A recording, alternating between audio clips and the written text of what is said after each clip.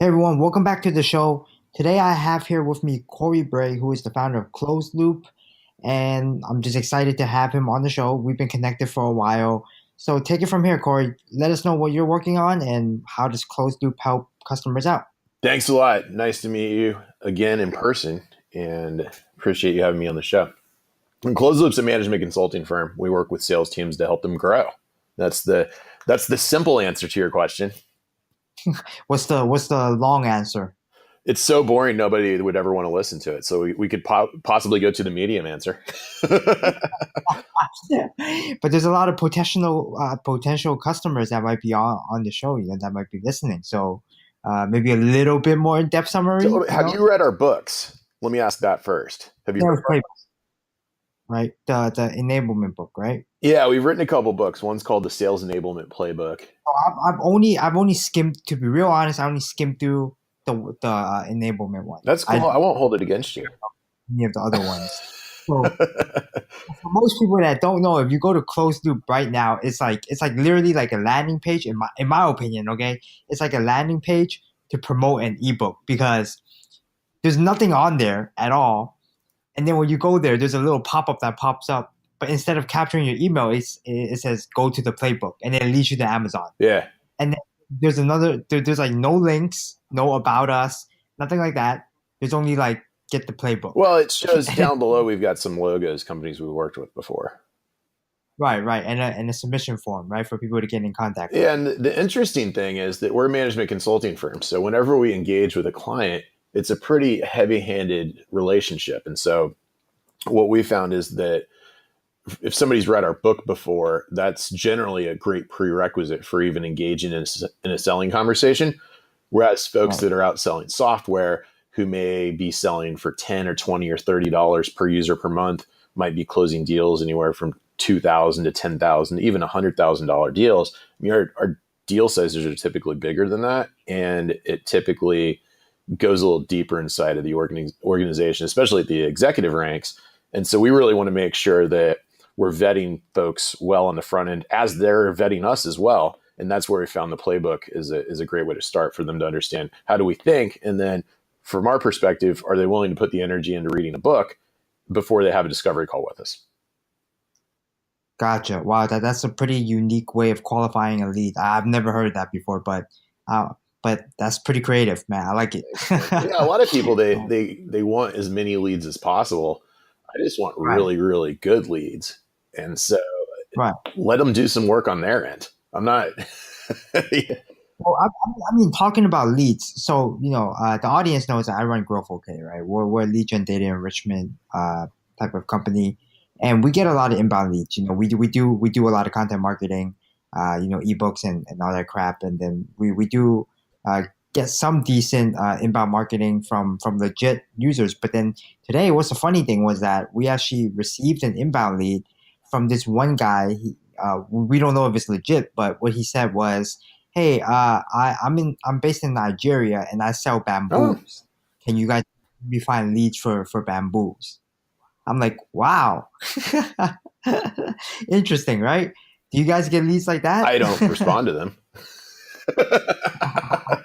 Yeah, it's funny. I think from our website, we got the little form down there, and a lot of people want to sell us software development services or lead research services. We get a lot of those. I get some inbound. Typically, the inbound comes through LinkedIn. People they'll connect. They'll say something about the book. Either want to discuss a general section of it, or maybe just give some general feedback, and then we'll engage with them there. So right now, how are you acquiring like customers? Like, is it mainly word of mouth or like? Yeah, it's generally it starts with the book. I don't think we've closed a deal with anybody who hasn't read our book before they signed a contract. Yeah, Really? Wow. That's some really high level qualification. And you don't do any type of outbound not at right all. now. I mean, I don't we're busy. We've got that. I hate saying it because I sound like a jerk probably, but we don't need to because we're already as busy as we can be right now. We're working on scaling the business, and that'll Right. incorporate outbound to some extent. But and I don't want to sound like a broken record, but one of the things that we've done is we've gone to trade shows and conferences and other types of events, and we just give the book away. So we make money on Amazon by selling it, earning royalties, and then we reinvest that into giving it away through different channels, a lot of times in person. Gotcha. So when I mean I've never written a book myself, but I have been to a lot of conferences where they give free books away. So how does that usually work? Like do you just like print I mean like buy a batch Yeah. off Amazon yourself? Or, Yeah. You can buy them at a really? very deep So you discount. add like 20 of them to cart and Well, and ship it to your own I have office? a different cart, and the price is a lot lower, and then we'll ship them directly to the conference, or I'll just have them in my closet. I have fortunate enough to have two closets. One of them is full of books. Gotcha.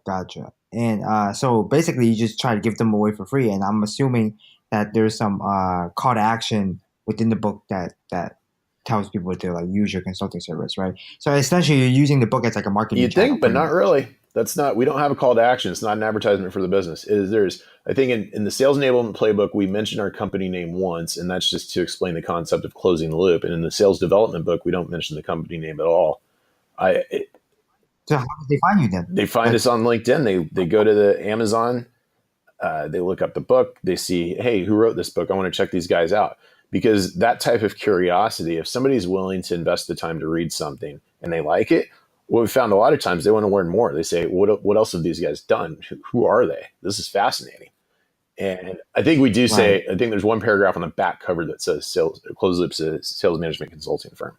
But So I mean, if the book is working so well for lead gen, I mean, I haven't personally published like a detailed book like yours, but you know, we've done ebooks and yep, white papers, and it does work really well for lead gen as well. But you know, of course, the quality of leads is never going to be as high as somebody that actually read your entire book, right?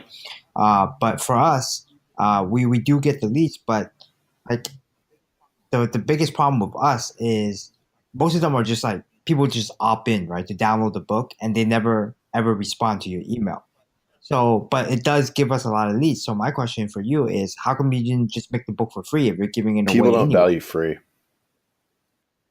They Gotcha. value So you price. just And so if it costs $19.84 on Amazon and they go to a conference and spend thousands of dollars on the conference, and part of that is getting the book, which, by the way, they would have had to buy otherwise, there's more perceived value there. oh wow, I didn't think of it that way. So that's a good way. But you would never price it at like 99 Well, cents, our right? Kindle version's $5. And so you can buy it, Right. the Kindle version, which Yeah. costs me nothing to print, and then the other ones are 18 and 1984. And yeah, I just don't think people value free, and I think that I don't necessarily want to work with people who are cheap. I want to work with people who want to invest and who want to just grow the heck out of their business and have tremendous world class results. And there's little things that you can do, like how you price yourself, that can ferret out the posers.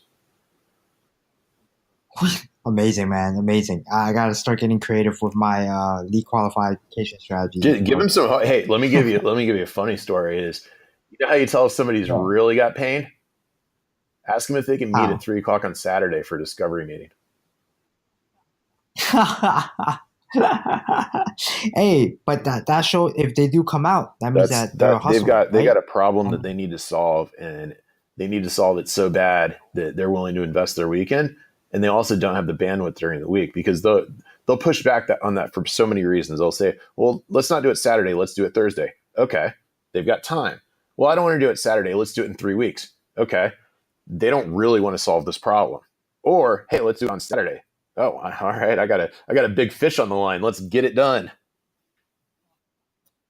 that's a hustler right there, right? Coming out. Doesn't matter where it is, right? Saturday, 3 p.m. or Yeah, midnight I or mean, that's something kind like of that, right? creep, maybe. I don't know. People might think you're hitting on them, but if you ask at 3 p.m., late lunch, whatever, that's okay. Don't hit on your prospects. That's another rule for the ages. Oh man, that's a good one. So okay, so walk me through this. Let's say a company is highly Yep. qualified for you guys. They're perfect. You know, they vetted you and you vetted them, and they're like, okay, you know, we want to start working together, right? So, what's the first thing you do when you go into like when you Well, start off it consulting? goes back to what we do in the second meeting. So the first meeting is standard discovery to understand if there's at a high level both enough pain and enough rapport to really justify working together. And then the next thing that we do is we have a meeting where we dive into sales math. And I think that if you're going to buy any type of professional services, it's important to quantify, or at least get down into the weeds and specifically articulate both what are you trying to solve for and what path are you going to take. So we've got a 250 line item Excel sheet that takes about 45 minutes to work through, where we decompose board of director level metrics and like revenue, for example, or churn or profitability, depending on the type of company. And we break that down into its parts. And then we look at those parts compared to where the company thinks they are today and where they need to go, how all of those parts interact with each other. And when I say parts, I mean things like headcount, conversion rate by stage, looking at both inbound and outbound channels, look at things like that and say, is there an opportunity to impact this? And we can impact it through sales playbook development, sales coaching, executive management coaching, hiring. There's a lot of different ways that we can look at this. Maybe it's around process, maybe it's around technology. And that's what we do. Gotcha. And you don't come from a management consulting background yourself, kind of, right? Ish, a little bit. I've worked at a bunch. I worked at this really weird company. It was a steel distribution company that was owned by some rich dudes who had a private equity group, and we'd buy companies and go in and meddle and do some things. Started a bunch of companies.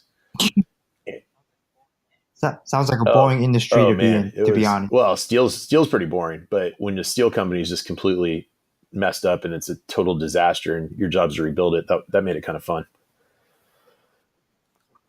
Oh, okay. So you pretty much did management consulting within the company, but you never had like an official role as a management consultant for like a big four company. Didn't do that. Right? No, but we bought a vodka company. We started a life settlement company where we'd buy people's life insurance policies and then package them up, sell them to investors, and then that was interesting.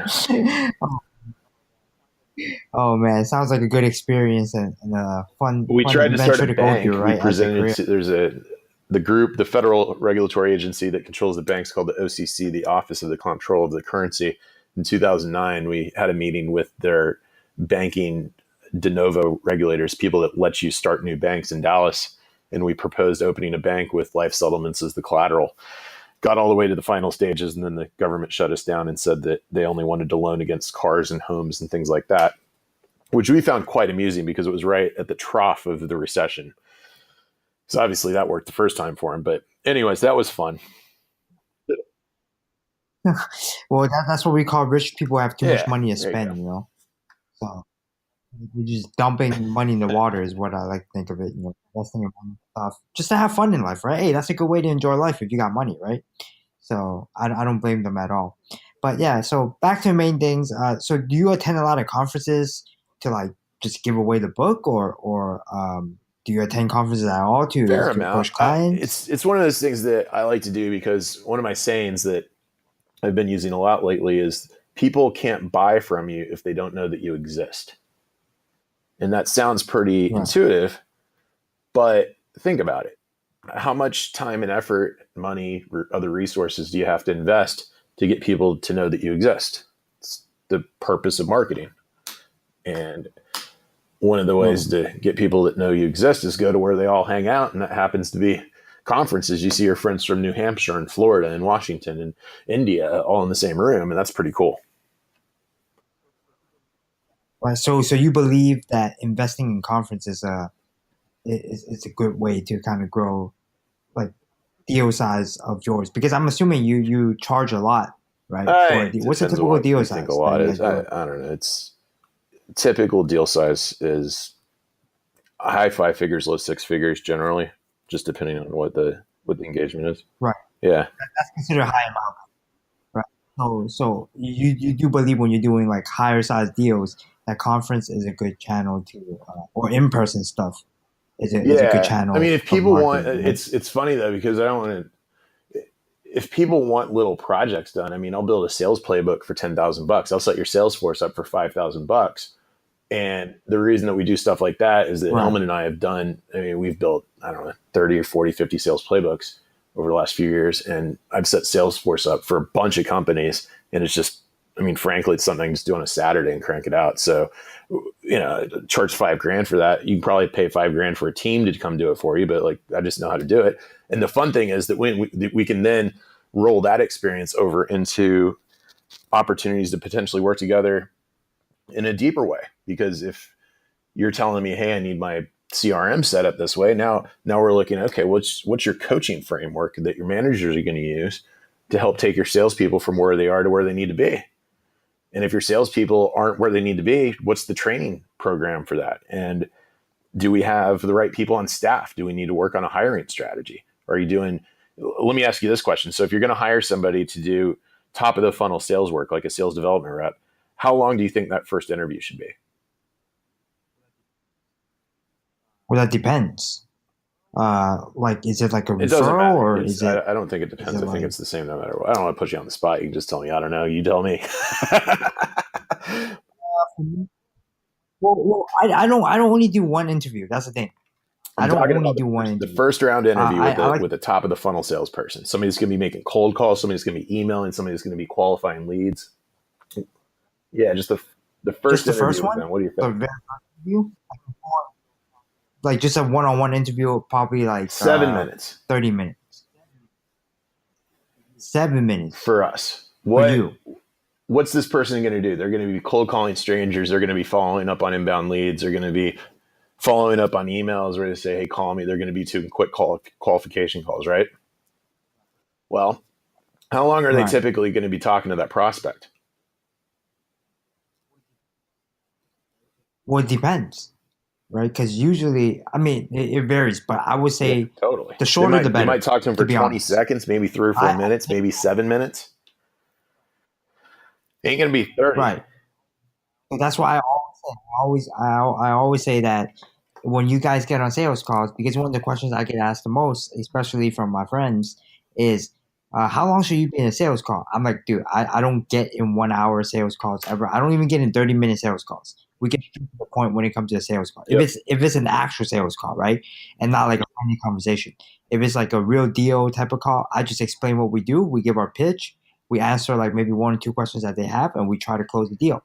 If it feels like, hey, this guy is kind of iffy, exactly like what you said, hey, 3 weeks down the line, come reach out to me 3 weeks down the line, then usually I don't even deal with those people again. Well, right? Let's role play. Ask me to reach out to you 3 weeks down the line. No, ask me. You ask me to reach out to you. Pretend like you're the prospect and you're asking me to reach out to you 3 weeks. Yeah, Cory, I'm not ready for a Clozeloop at the moment. How about reaching back? Yeah, I'd love to do that. When I reach quarter? out to you, is there anything specific that you'd hope to cover in that meeting?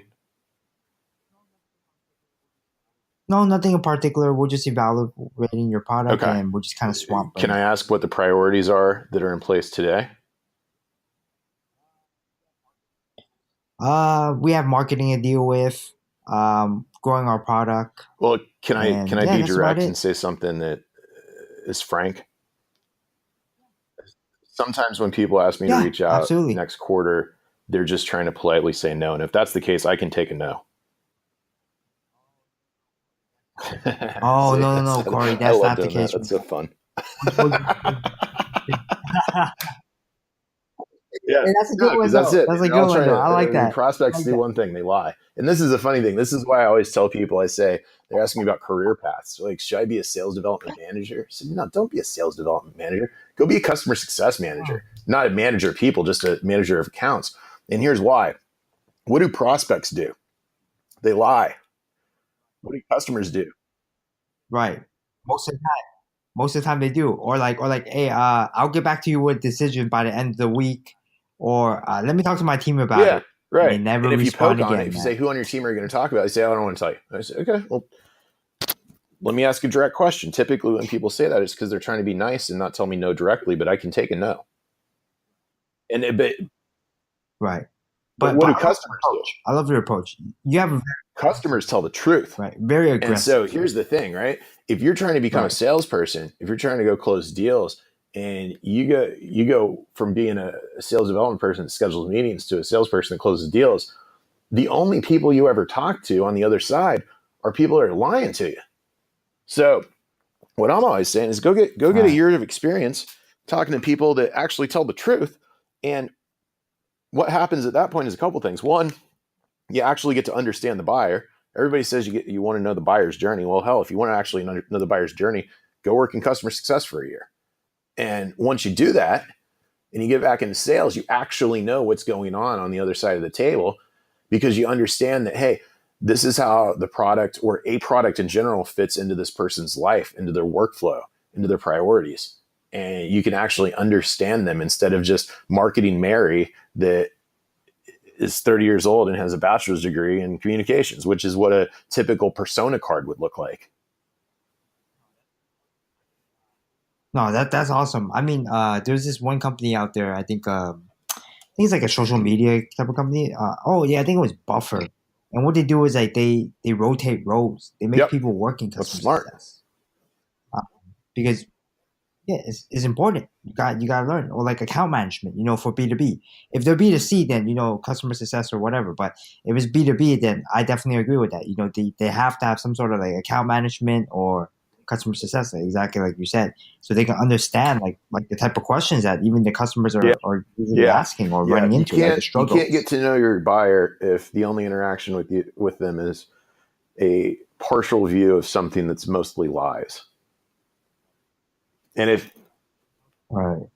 So when you do consulting for these companies, right? How many of them just don't have a clue at all? Well, most people don't have a clue how to set up a sales process. Most consultants don't have a clue how to set up a sales process. They don't even have like a basic. Well, here's the thing: a sales process is. Well, there's a couple of things. Everybody has a sales process. They've all got. If you have a CRM, you have a sales process by definition, because you have a button that says "I won the deal," and there's things that happen before that. The trick is having a sales process, a sales methodology, and a coaching methodology that all work together in concert to grow the organization's revenue. And that's what a lot of companies don't have. I mean, companies will have 3 sales methodologies, or they'll have 0 sales methodologies. But the challenge is, if I take anybody on the team, put them anywhere along the sales process in a very specific position, do they know what to do next? And if they don't all say the same thing, they do not have a sales methodology that's in place that is actually functional. It's just a best guess situation. Right. So walk me through like a discovery call for something like this, like a consulting service. Okay. So do you want to just shout? Well, if we're not like vocal style, but more like usually what type of I'll walk you through discovery calls. So discovery call, typically you get on the phone and you have your pleasantries, right? You do a little bit of very surface level rapport building, and then we jump into the plan, PLAN. We pivot. We discuss logistics. We schedule this call for 30 minutes. Does that still work for you? Great. When we go to agenda, PLA, what were you hoping to cover on the call today? They say some things. I say, perfect. In order for me to do that for you, maybe they ask that they want to learn some more about my product, for example. In order for us to do that, is it okay if I ask several questions? So now I've added to the agenda that I'm not going to ask a few questions. I'm not going to ask a couple. I'm going to ask several. And I get their commitment to let me do that. So I move it from being an interrogation, which is what a lot of salespeople do, into actually being a discovery conversation. Right. And then finally, if I'm on a discovery call selling Clozeloop, I'd say typically the next step after a call like this is to hop on a 45-minute call and go through what we call sales math, where we decompose your revenue down into its core parts and see if there's really an opportunity for us to have an impact within your organization. Is it okay if we pause 5 minutes before the end of this conversation to see if that might make sense? And gotcha. That's what you have to do, because if you don't know where you're going, how are you going to know when you got there? So we think that you do the plan at the top. So you pivot into the serious conversations. You talk about the logistics to confirm that they've still got the time, and the attendees also, who else is supposed to be there.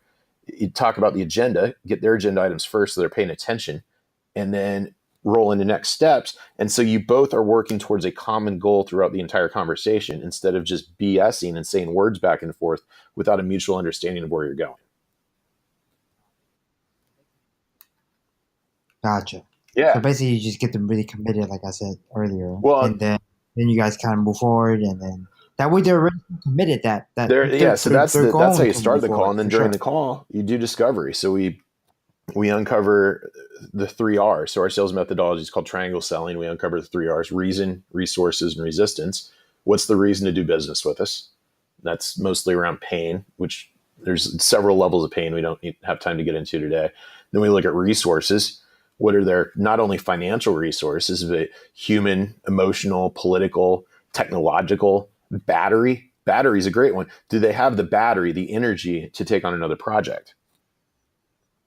And then look over to resistance, the third part of the triangle, is Gotcha. what are the reasons why they wouldn't do business with us? And so once we've qualified on that, then we'd Right. pause 5 or 10 minutes before the end of the call, whatever we said in our plan, and we do a plan for the next call. We'd say, based on what I've heard today, it sounds like there might be an opportunity for us to work together. And they agree. Say, perfect. Let's take 45 minutes over a web meeting. Is there anybody else that should join us? Yeah, Steve. Great. We're going to run through sales math. As we do that, is there anything else you were hoping to accomplish? No? Perfect. Cool. And next step coming out of that meeting is either we decide that there's not an opportunity to do business together and we shake hands and part ways, or we can move into a proposal based on what we learned doing sales math. Does that work? So I've already set the stage for the next call that we have. We're going to be working towards generating a proposal to do business together before we even got off the discovery call. Right. And what that does is that actually reduces the barrier of entry Right. to What are you following up about? I got their up. commitment that we're doing Right. this. I'm not. Right. Exactly. That's what I'm saying. Like you wouldn't have to be sending follow-up emails like, hey, do you And get then my they can't lie to you. email and all that I mean, they crap, you know? can, but they're less likely to because they already committed to what they were going to do. Yeah. And then they're probably going to say something like, hey, Totally. Yeah. Then you can totally, if they say stuff like, I'm not ready, then you can start getting into some of the things that we were talking about earlier. If they say, I'm not the right person, well, it's for us, they're the right person because we generally speak only to CEOs, sometimes SVPs. But that's kind of how it goes. Gotcha. All right. Well, I'd like to end the interview with a couple questions. My most favorite one is, what is your unfair Well, I think that advantage? the unfair advantage of our company is that we combine psychological background. Hillman, my business partner, I've got a really strong process and analytics background. And then we have engineering and design support that are not the face of our company, but they're right here with us all day, every day. So we're basically a totally vertically integrated sales consulting firm. I don't think anybody else out there has actual back-end engineers and designers integrated with their sales consulting team. Usually they don't. Usually Yeah. freelance consultants or Yeah. contractors, stuff like that. A bunch of crap. Favorite But B2B what's your growth hack? I favorite love B2B growth LinkedIn, hack? man. LinkedIn's fun. You respond on LinkedIn instantly. So anybody that's trying to reach Cory, if you guys listen this far in the interview, just reach him out. Yeah. Reach out to him on LinkedIn, man. He responds right away. You can leave your phone number too. If they listen this far, they're qualified. If you want to do business with me, I'm not going to do a discovery call with you until you read my book, Sales Enablement Playbook and Sales Development on Amazon. LinkedIn, Cory Bray. All right. So how can people reach you? I don't tweet. No Twitter, no nothing. But you do know, like for LinkedIn, there's it's actually pretty effective because they can actually get pinged twice if you message them. If you send a message, then they get an email notification saying that they got message, unless they use a separate email for LinkedIn. But usually that doesn't happen. So I'm just saying, like that's something that's pretty effective. And then you can always follow up on email afterwards if you're really trying to reach that person, right? So, well, it was super fun talking to you, Cory. I learned a lot. I had a lot of fun, especially with the role playing. And definitely everyone should check out Cory's book. All right. The Thanks playbook, a lot. And thanks for listening. Talk soon, man. If you guys are looking for highly qualified and targeted sales leads or data enrichment services, make sure you check out growthok.com, and I'll see you guys in the next episode.